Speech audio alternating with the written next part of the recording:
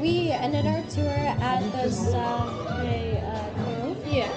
And that is a basilica. And after the tour, a lot of us, as a group, we went inside and just toured the beautiful like architecture inside. That was very cool to see. And one thing that I noticed, like when you walk in, you have to be like super quiet out of respect for whoever wants to go in there. And that was just something interesting that I've never seen before. Because I mean, I've never been in a basilica, so that was just new. But something else that was very interesting to see was that like on top of the basilica, or like when you're at the top, like you can see all of Paris, and that was just like a really nice view to have. And it really like put things in perspective. Like I could just see like where we came from and like where we were staying and stuff like that. So that was really cool. So yeah. Wait, can I comment on that? Yeah.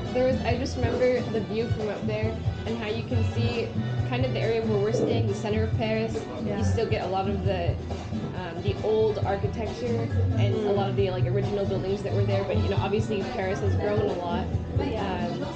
And so it was really interesting to see. Yeah. You see the whole Paris skyline, and on like it's the historical area is in the center, and then all of a sudden on the edges you see like the new. Yeah. It was so weird. Like I'm like, oh, there's Notre Dame, and then it's like there's like 20 skyscrapers like in the back. Yeah. It was really interesting. Yeah. And we actually haven't really gone over there at all. No, not really. Over there a couple of times. Yeah. Anyway, that's what I wanted to comment on.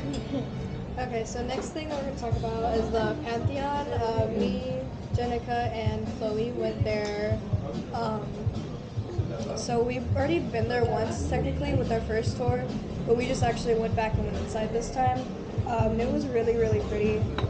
On like the top part of it, it was a lot of paintings, and there were these like huge sculptures. I think it was supposed to like commemorate like something along the lines of like wars and poverty and things like that. I don't know, I couldn't really translate like the quotes that they had at the bottom.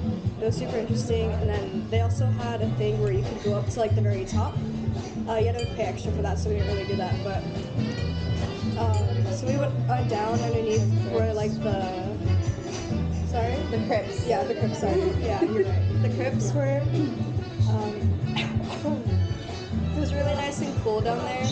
First of all, because it was like super hot that day, and so like there was like a 15-degree difference when you went down under.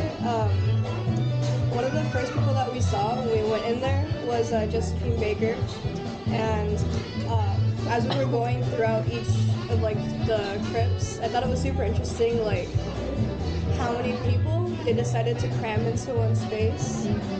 So like the area, there were like 3, I guess, sections, and so this section was where Josephine Baker was, and there weren't many people there. But then there was this back section, and it was full of just so many like senators and government people. Like there were like 6 or 7 people in this one crypt, and I just thought it was super interesting. And then more on that, they had like so much writing on their tombs. Like I didn't know like what they were saying, but it just described the person a lot more. And then you look back to people like Josephine Baker and like Louis Braille and like Marie Curie. It just had their names and then their dates that they died, and it's the same thing about like what they did, like and how they helped, like progress society in France. So yeah, I thought that was kind of disappointing.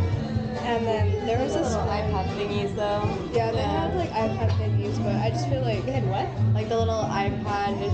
Yeah. They had all the information, but Yeah. I don't know. I just thought it was super interesting. Like the ones that were put in there first had just so much more effort put into it. Yeah. So yeah.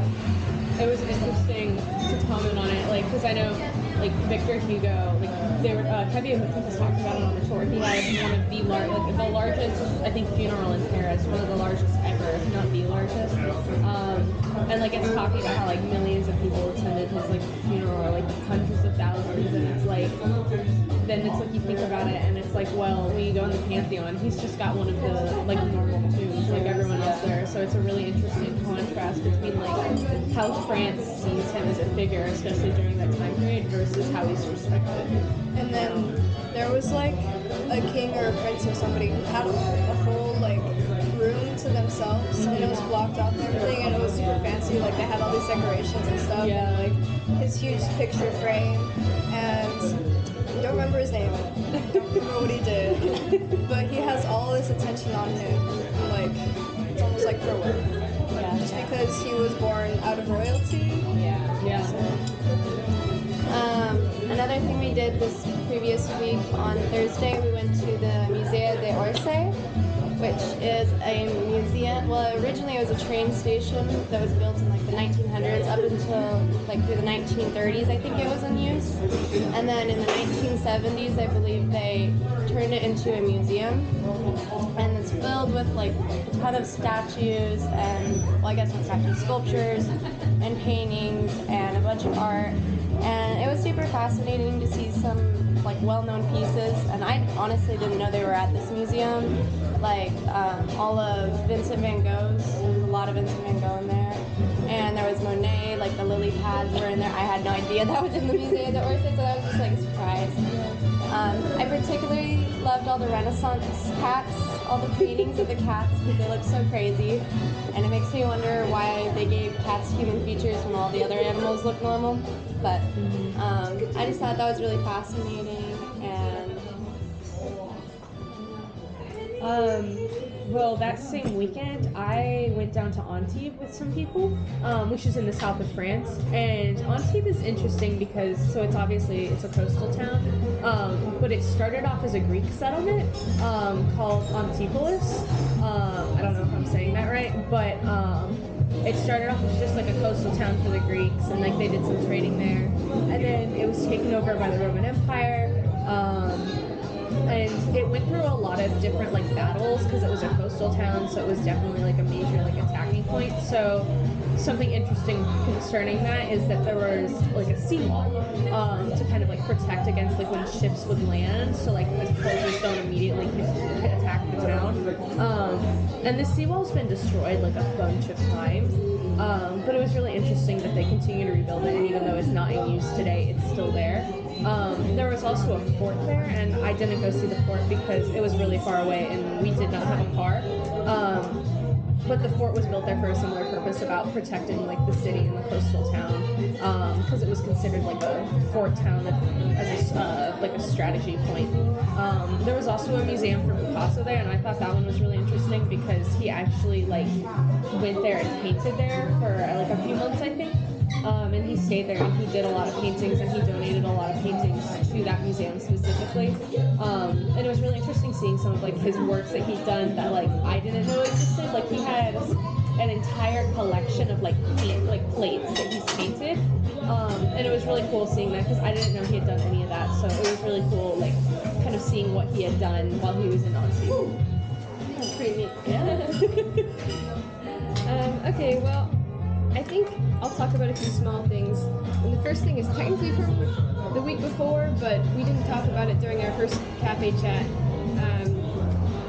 which is the jazz bar.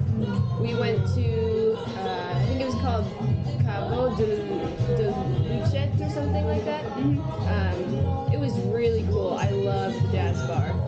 So we went in, and there was like the normal bar area, but then to actually get to where the jazz music was playing, you had to go downstairs. There was this whole room downstairs, and the walls were stone, and it felt a little bit like dank.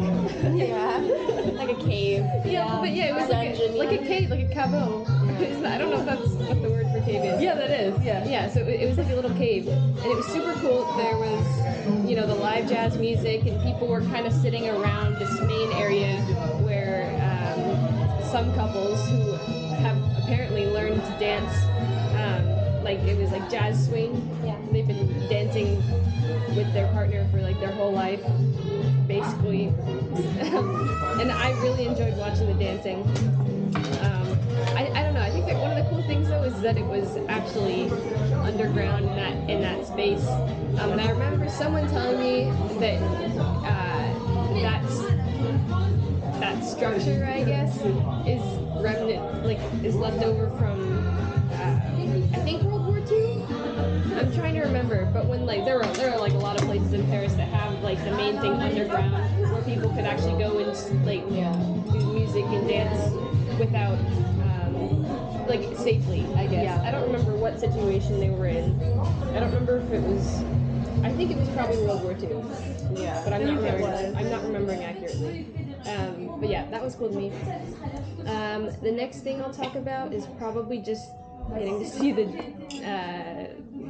dancers by Degas at the Musée d'Orsay. I was so excited to see that because I've been wanting to see the collection since I was really little, so that was really fun for me. Something that I always forget is that he was also a sculptor, and more so than just the famous statue La Petite Danseuse. I mean, that one's obviously really amazing to see, and we did see it. But then there are also a lot of more crudely made statues. They're rougher, not quite as perfect, and I was reading a little bit, or at least what I could read of on the signs, and it was saying that Degas would make these sculptures like for himself, just as exercises, kind of as practice, just to practice like looking at the forms and then recreating that. So that was cool. I didn't really know that about him. But I guess that makes sense because he did make La Petite Danseuse, so it was kind of just an awakening.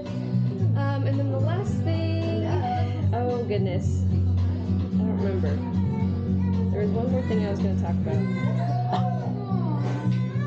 I think that's probably it, but A lot of places. yeah, we've been to a lot. We've done a lot. It's all mixing in my head. It's so hard remembering what I do every day because there's always some I feel. Yeah. All right. So that concludes our cafe chat number 2. Yeah.